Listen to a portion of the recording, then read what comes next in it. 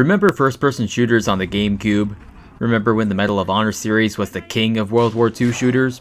Remember when we fought against fascists instead of voting for them? Well, this is a game that reminds us of all three of those times, and this day being the 80th anniversary of VE Day, Victory Europe Day, this is a great day to play games like this classic. It's Medal of Honor Frontline for the Nintendo GameCube. Frontline opens with the invasion of Normandy on D-Day in 1944. You play as Lieutenant Jimmy Patterson, who, after helping the US take the beach, gets tasked with shutting down an effort by the Nazis to turn the tide of the war in Hitler's favor, an effort involving a secret project where the Nazis are developing a new craft that would let them dominate aerial combat. It's a story that sort of feels like a cross between a conventional, grand-scale war drama and a secret agent movie if James Bond fought Nazis instead of Soviet spies, but it's done in a way that it doesn't feel so out of place.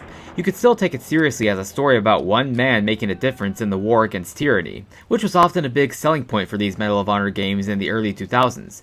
Can one man truly make a difference? Of course, a game over 20 years old is going to have weaker visuals through a modern lens, but for 2002 on the GameCube, the graphics here are rather impressive, with a smooth frame rate, great particle effects to add spark to the gunfights, and solid work on the animations for Patterson and the NPCs. If you can forgive some repetitive movements and the occasional soldier getting stuck halfway through a wall thanks to rare glitches. But this game knocks it out of the park on sound. Even though your character Patterson is mute throughout the whole thing, there's good voice acting from the rest of the cast, including the German soldiers speaking authentic German as they yell commands to each other and even have casual conversations amongst themselves when their guard is down. Frontline also has intense sound effects for the gunshots and explosions that can match any Hollywood war movie. And if the music sounds like something from an Indiana Jones or Star Wars movie, the Medal of Honor series was actually created by Steven Spielberg. Composer Michael Giacchino worked closely with Spielberg on the first 3 games in the series, so by the time Frontline was in production, he had a firm grasp on the epic John Williams style of cinematic scores that Spielberg liked in his projects. So he kept that going for this game, and it really benefits the game as a whole.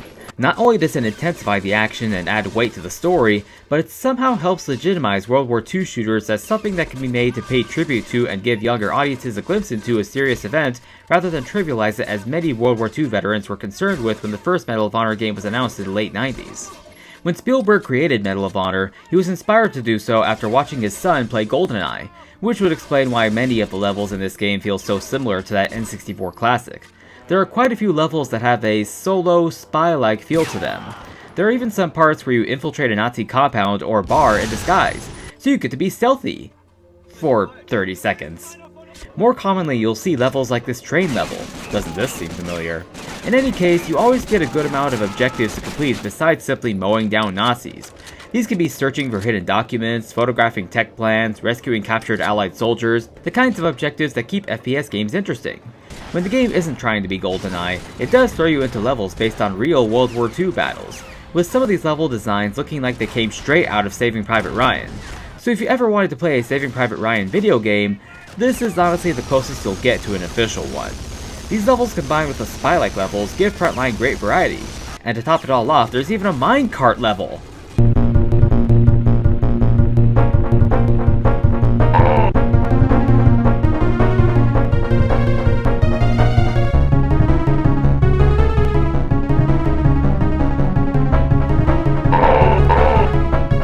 Now, enemy AI up to this point had a reputation of being not all that intelligent, but the enemies in Frontline are relentless. They'll stop at nothing to kill you, but they're a bit more cautious than the AI in Rising Sun. They're more likely to take cover, throw grenades your way, even kick away your grenades. Of course, sometimes they don't kick them away in time, or they have an idiot moment of kicking them into a wall, so it bounces back at them. The controls are pretty good for a GameCube shooter, though they do feel a bit dated now since they're not quite as smooth as most modern shooters. I do recommend turning on the constant crosshair because I found it hard to line up kill shots without that, and that option is off by default.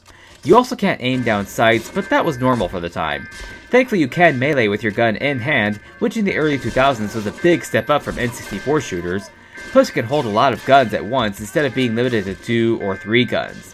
I thought I'd point that out because you never really appreciate such a feature in FPS games until developers stopped doing it as we approach the 2010s in favor of more realistic gameplay.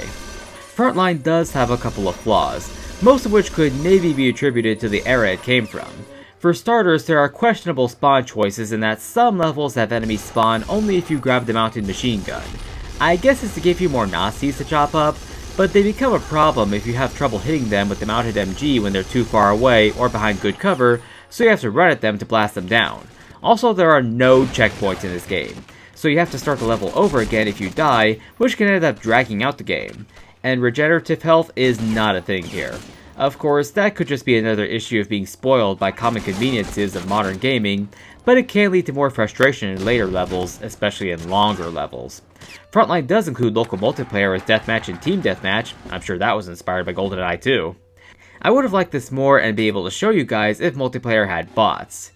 It sucks when you get older and you and your friends all move to different cities.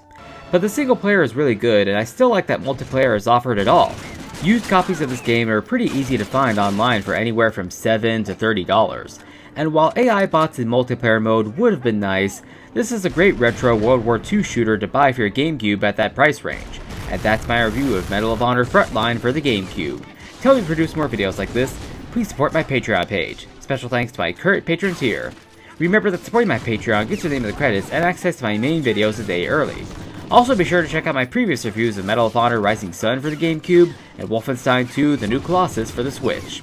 See you all next time!